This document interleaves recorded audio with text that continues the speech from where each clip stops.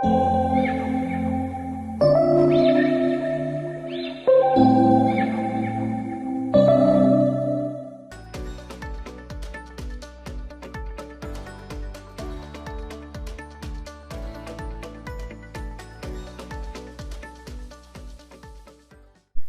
Senhor, mais uma vez nós te damos graças por estarmos aqui, pedimos a tua bênção agora na continuidade dos nossos estudos, clamamos para que o Senhor nos dirija, nos guarde, nos abençoe, ó Deus. Fique conosco, proteja também os nossos queridos que estão em casa, ó Deus, que a graça do Senhor esteja sobre todos eles, é o que clamamos em Cristo Jesus. Amém. Então vamos lá, irmãos. Essa aula de Constituição e Ordem, né? Na primeira aula nós vimos sobre o manual, de uma visão geral, e aí nós pedimos para que vocês tivessem lido aí, pelo menos a Constituição, né, da igreja. Então, nessa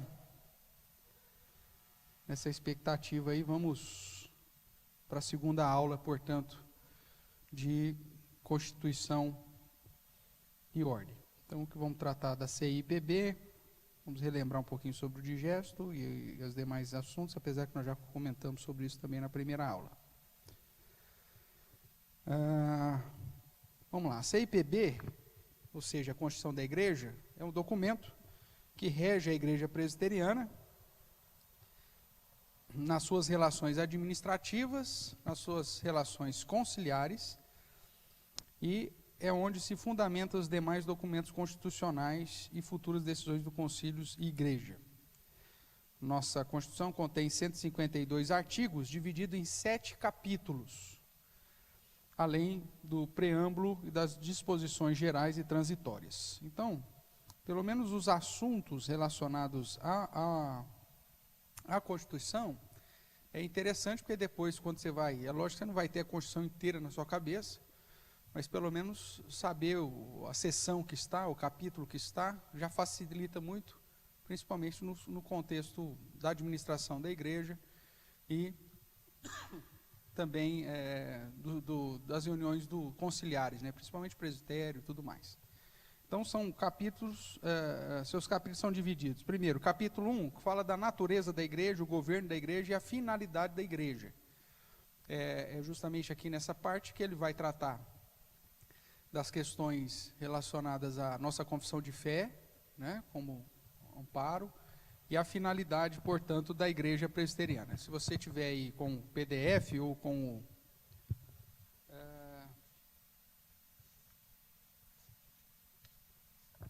a Constituição aberta,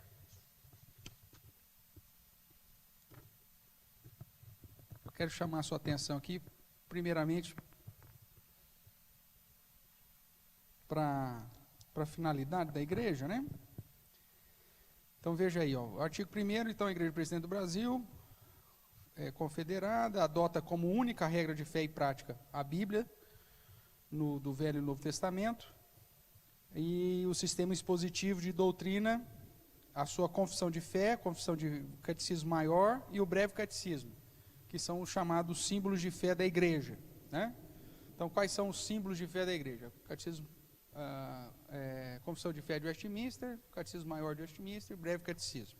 Isso está na sua Constituição como sendo esse sistema expositivo de doutrinas. A igreja vai se regir, portanto, por essa Constituição.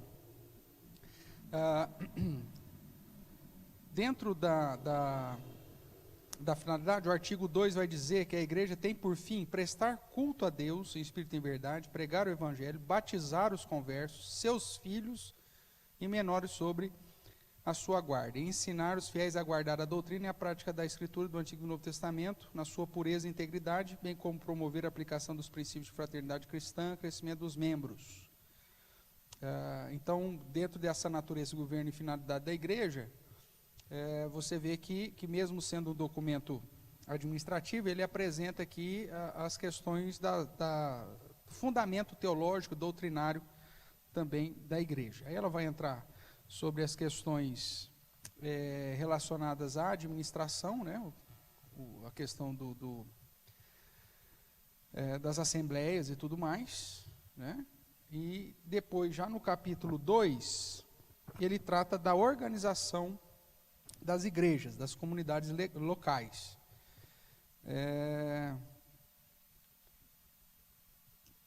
Nós vamos ver aí no capítulo 2, que vai do artigo 4º até o artigo 10º, as questões relacionadas à igreja e à constituição da igreja como igreja organizada, inclusive, né?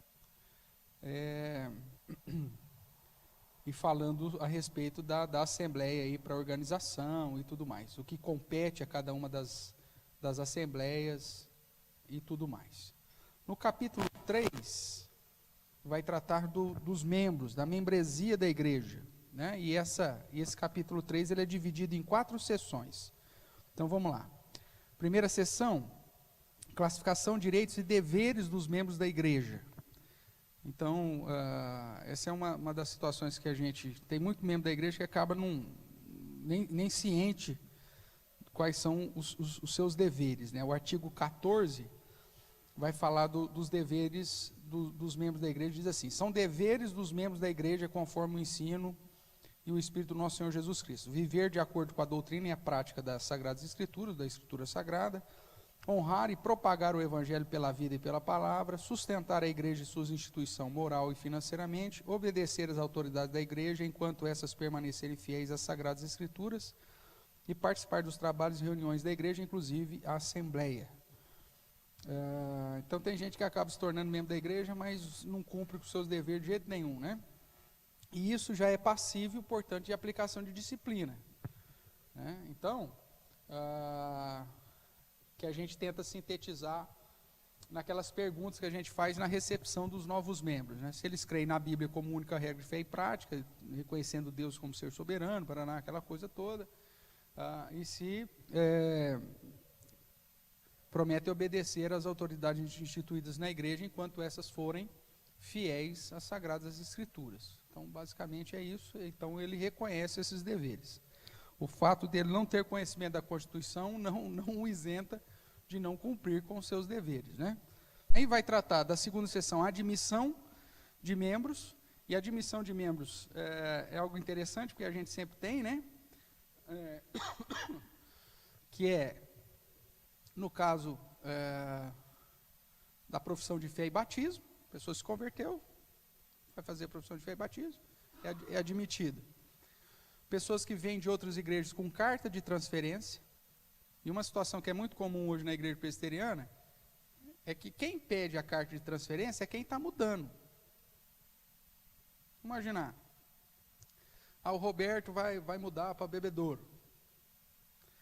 Aí o Roberto chega para nós: estou mudando para Bebedouro, eu quero uma carta de transferência, eu sei que lá tem a igreja presbiteriana de Bebedouro, eu quero minha carta de transferência para a igreja. Então o conselho vai dar uma carta de transferência já com um endereço específico.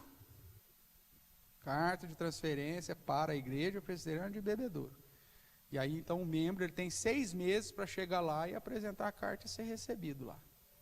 Aí o que a igreja presbiteriana tem feito agora? O cara muda para Bebedouro, aí a igreja de lá que pede. Não, cara, é o membro que tem deveres e direitos para que o conselho. Não é a igreja de Bebedouro que tem o dever ou o direito de pedir transferência.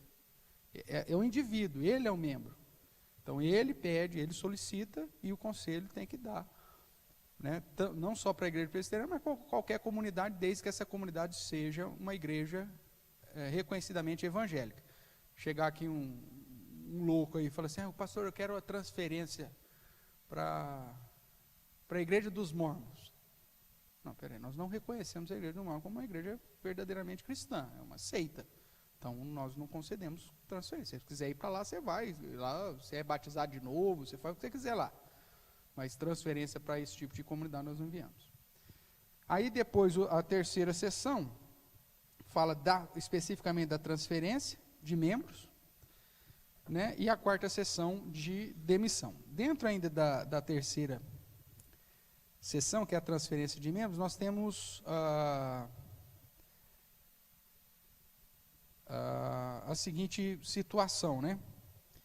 Que a receber a transferência de igrejas reconhecidas, por exemplo, então, a quarta igreja presbiteriana de Araraquara. O Abner chegou lá, solicitou a transferência para a igreja, ou para o campo missionário ainda, né, porque não é uma igreja organizada, mas o campo missionário da Amplia aqui, que é a IPRA. O conselho da quarta igreja foi lá, porque o conselho é obrigado a conceder carta de transferência para qualquer comunidade reconhecidamente evangélica. Não importa se ela é igreja organizada, se é de outra denominação, o cara vai ter que dar. Só se aceita, aí você não dá.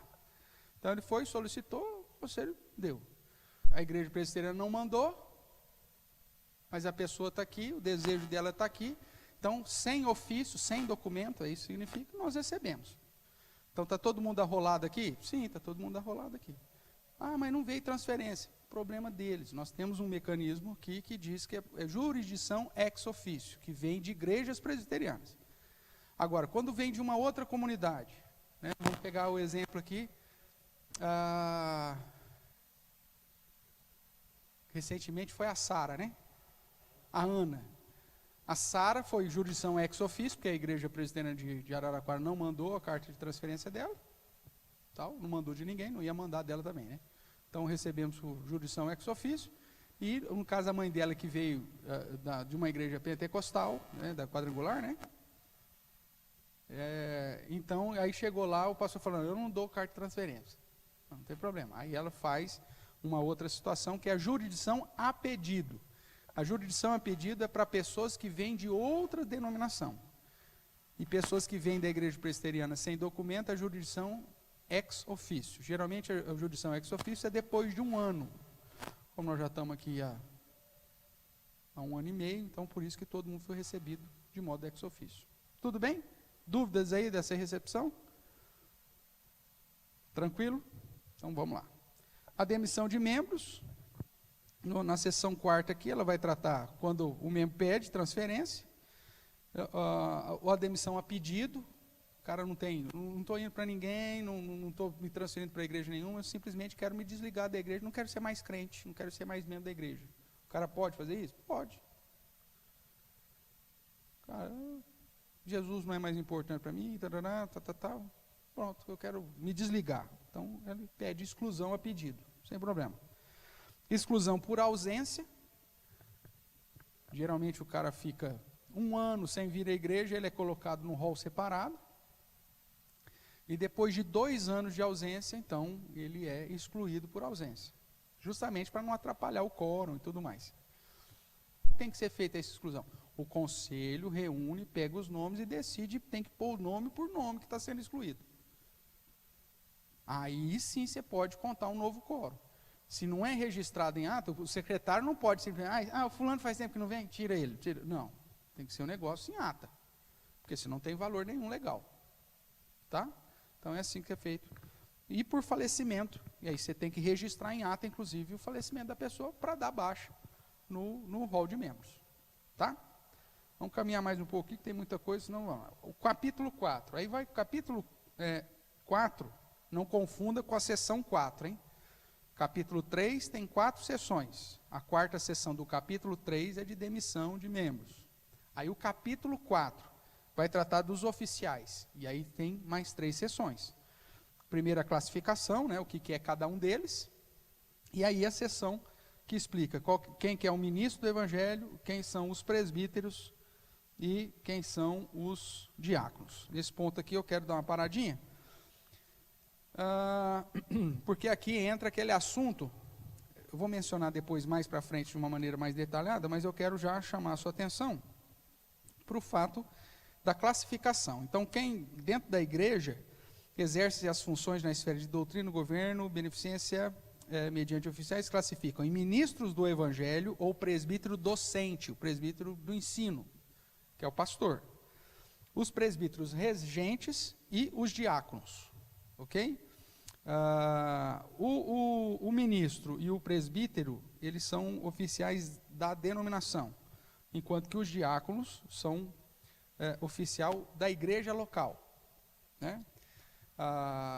E no caso da igreja presbiteriana, o presbítero que vem de outra igreja presbiteriana do Brasil, então ele mantém o título. Por exemplo, o Paulo nunca foi eleito presbítero aqui na igreja presbiteriana reformada, porque nós nunca fizemos. Só que ele era um presbítero em disponibilidade da Igreja Presbiteriana do Brasil. Então, ele mantém o título. Por isso, o presbítero Paulo, presbítero Paulo, presbítero Paulo. Nós temos, por exemplo, o presbítero Mauro. Só que o presbítero Mauro, ele foi eleito na IPI. Não é isso? Dentro da IPB, ele não é presbítero. Ele nunca foi eleito como presbítero dentro da IPB. Então, por isso, às vezes, a gente chama de presbítero por uma questão, né, de reconhecimento e tudo mais. Mas dentro da instituição IPB, o presbítero Mauro nunca foi presbítero. Então, ele não tem esse título dentro do âmbito da IPB. Aqueles que foram eleitos dentro da IPB ainda são chamados e devem ser chamados com o título que ele recebeu. Então, o presbítero Paulo é presbítero Paulo, mesmo que ele não seja eleito presbítero da IPRA e nunca mais seja eleito presbítero, é o presbítero Paulo, porque ele já foi presbítero da Igreja Presbiteriana do Brasil. Dentro da divisão, capítulo 5, então, é dividido em 5 sessões, e aí trata dos concílios da igreja, o concílio geral, né? Assembleias. A seção 2, o conselho da igreja, como que funciona o conselho da igreja. A questão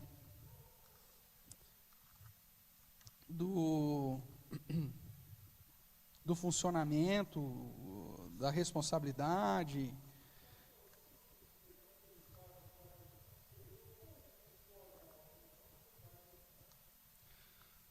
Espera aí que eu não entendi sua pergunta. Os presbíteros da igreja, os ativos. Só os ativos. Todos eles fazem parte do conselho. Então, você foi eleito, você tem o mandato de 5 anos, enquanto você estiver ativo, você é membro do conselho. Aí, membro do conselho é o pastor, ou designado pelo presbitério, ou eleito, e os pastores auxiliares, todos que porventura tenha, e os presbíteros eleitos, que estão em atividade. Os presbíteros que não foram reeleitos são presbíteros em disponibilidade, eles podem ser convidados para a celebração da Santa Ceia e para a ordenação de oficiais e ministros. Nós vamos ordenar um cara pastor, aí convida todos os presbíteros em disponibilidade.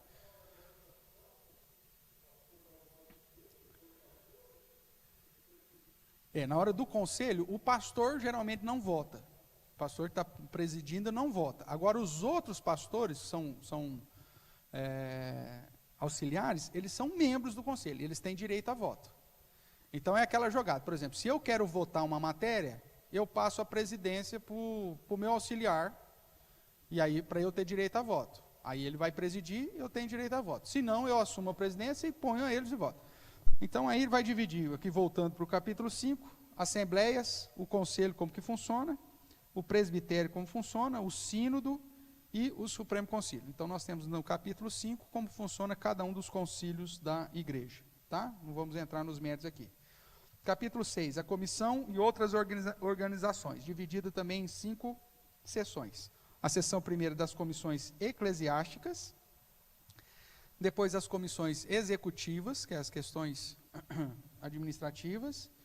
Terceira sessão, autarquias, como é o caso, por exemplo, da Ampli. A Ampli é uma autarquia. A sessão terceira do capítulo 6 vai tratar de como que se organiza e tudo mais. Secretarias de causa, que é a questão da Secretaria Presbiterial de Missões, Secretaria Presbiterial de Adolescentes, de Jovens, de Mulheres, como está aqui a sessão que trata sobre isso. E entidades para-eclesiásticas. Vamos formar uma casa de recuperação, vamos formar uma creche, casa de apoio, tarará. Então, aqui tem os artigos que tratam de como que você pode organizar todas essas coisas. Tudo bem? O que mais? O capítulo 7, a ordens da igreja, que é dividida em 6 sessões. Então, aí, a ordens da igreja é relacionada à questão do ministério pastoral, propriamente. Então, a doutrina da vocação, como que você trabalha o reconhecimento, né, da igreja, de alguém que foi vocacionado para alguma parte.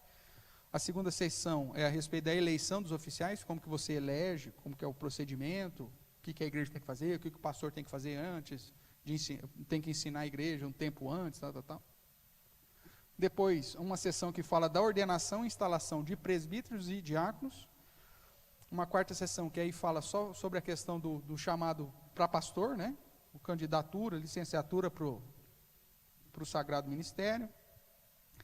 Depois uma sessão daqueles que já passaram pelo seminário, por todo o processo do presbitério e tudo mais, como que é o processo da ordenação dos licenciados, e depois, ainda no capítulo 7, a relação pastoral, né? Você tem aqueles que pastor efetivo, pastor designado, pastor missionário, né? Então você tem aqui, dentro, já estamos no artigo 133, né? Você vai ter aí, ó, o pastor ordenado do mesmo presbitério, que a responsabilidade é do presbitério, como que faz a questão de transição, né, de transferência de pastor de presbitério para presbitério, como que é a questão da organização ou da ordenação desses pastores quando vem de outro presbitério, e também a dissolução das funções pastorais, como que acontece, isso no artigo 138. E depois você tem as disposições gerais, né, terminando aí, já no artigo 139, as disposições gerais, que aí vai falar sobre as emendas, as reformas, como que essa Constituição passa por emendas, por mudanças e tudo mais, quando que entra em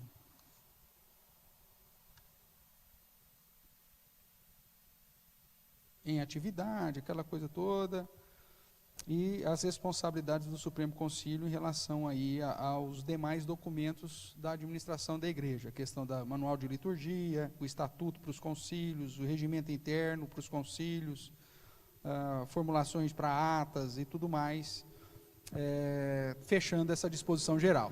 Então, você tem tudo bem detalhadinho, divididinho, e o ideal é que você pelo menos tenha uma noção, porque quando você for trabalhar no conselho, obviamente, você tem que saber as suas funções como secretário do conselho, como uma parte no conselho, na admissão de membros, na própria disciplina de membros, na questão de transferência. Tudo isso é regido pela Constituição, não pela nossa cabeça. Então, a gente tem que tratar de cada uma coisa dessa. Como nós já falamos semana passada, ou retrasada, não lembro, sobre o digesto presbiteriano, que também são todas as decisões que ocorrem no contexto do Supremo Concílio e da Comissão Executiva do Supremo Concílio, e que o Conselho tem que estar ciente. Então, toda vez que tem uma reunião do Supremo Concílio e da Comissão Executiva, eles mandam as resoluções para o Conselho. A gente recebe através do Brasil Presbiteriano, vem um jornal para cada igreja, e dentro do jornal você tem lá, resoluções da última reunião do Supremo Concílio. O que se espera? Se espera que o pastor e, no mínimo, o secretário do conselho leia aquilo lá, né, para saber as mudanças que porventura aconteceu, e aí faça as devidas anotações no livro de atas, na próxima reunião do conselho, ó, recebemos a resolução do Supremo Concílio, do dia tal, assim, assado. Registra-se as seguintes questões pertinentes ao nosso conselho. Né? Houve uma mudança do artigo número tal, foi determinado que cada igreja faça tal coisa. Então, porque aí a gente fica registrado e a cada conselho fica ciente das mudanças que porventura foram acontecendo. Né? Geralmente as igrejas não estão nem aí para isso, e aí erram, e aí faz coisas erradas, e aí depois levam um processo no presbitério, no sínodo, e aí o sínodo vem, desce a lenha no conselho, porque não observou determinadas situações que o Supremo Conselho aprovou. Então, não sei se você já trabalhou com alguém no fórum, tem um cara no fórum lá, o cara na Secretaria da Educação, da escola, e o cara tem que ler, a função dele é ler o diário oficial todo dia, para saber se tem alguma determinação para que a escola lá tenha que cumprir. Tá? Já viu isso? Né? Não sei se você já acompanhou isso em algum lugar, mas você trabalhou no setor de saúde, ou no setor de educação, ou qualquer área do funcionalismo público, tem um cara específico lá que vai ter a função de ler o diário oficial todo dia. E passar para a rede, seja de saúde, de educação, sei lá o que for, todas as determinações que porventura foram publicadas no Diário Oficial. O nosso diário oficial é a resolução do Supremo Conselho, que acontece de tempos em tempos. E aí, no mínimo, é que o Conselho esteja ciente disso, né? E que aquilo que é pertinente a nós seja notificado. Às vezes, passa-se anos sem nenhum tipo de observação.